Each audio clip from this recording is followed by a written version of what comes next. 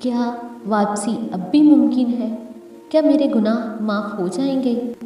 یہ سوال فاریہ کے دل میں برسوں سے زندہ تھے۔ Why won't it stop? I'm so scared. وہ رات بہت باری تھی، نہ نیند آئی نہ دل ٹھہرا۔ ماضی ایک ایک کر کے سامنے آ رہا تھا، غلط فیصلے، غلط راستے اور وہ لمحے جس پر وہ خود شرمندہ تھی۔ فاریہ نے بہت کوشش کی تھی خود کو مضبوط دکھانے کی، لیکن اس رات وہ ضمیر کی آواز کو خاموش نہ کروا سکی۔ آخر وہ ٹوٹ گئی۔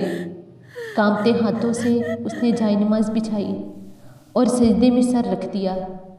کوئی لمبی دعا نہ تھی، کوئی بڑے الفاظ نہیں تھے، بس ایک ٹوٹی ہوئی آواز تھی، یا اللہ مجھے نکال لے، مجھے اس گناہ بری زندگی سے نکال لے۔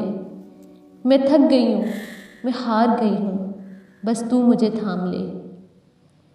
اور یہی اللہ کی شان ہے کہ جب بندہ سچے دل سے پلٹتا ہے تو رب فاصلوں کو مٹا دیتا ہے۔ فاریہ نے اس رات صرف معافی نہیں مانگی، بلکہ یہ فیصلہ کیا کہ وہ سب راستے چھوڑ دے گی جو اسے اللہ سے دور لے جا رہے تھے۔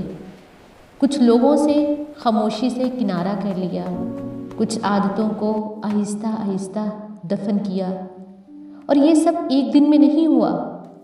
کبھی دل لڑکھڑایا، کبھی نفس پلٹا، لیکن ہر بار وہ سجدے میں گر گئی۔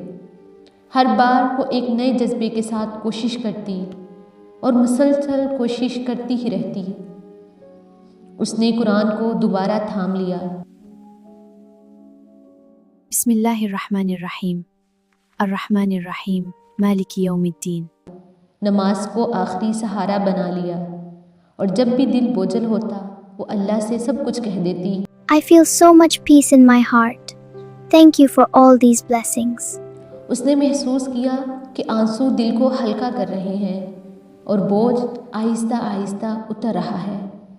وہ جان چکی تھی کہ گناہوں کا رستہ کتنا ہی ڈوبا ہوا کیوں نہ ہو، توبہ ہمیشہ اوپر کی طرف لے جاتی ہے۔ اللہ نہ صرف معاف کرتا ہے بلکہ دل کو دوبارہ زندہ بھی کر دیتا ہے۔ اب فاریہ جان گئی تھی کہ اصل کامیابی یہ نہیں کہ کبھی گناہ نہ ہو، بلکہ یہ ہے کہ گر کر، ٹوٹ کر، گناہ کے بعد اللہ کی طرف لوٹ آنا ہے، اور فاریہ لوٹ آئی تھی، الحمدللہ۔ اب نیکسٹ ہم جو کہانی دیکھیں گے وہ ہے محبت کا جال۔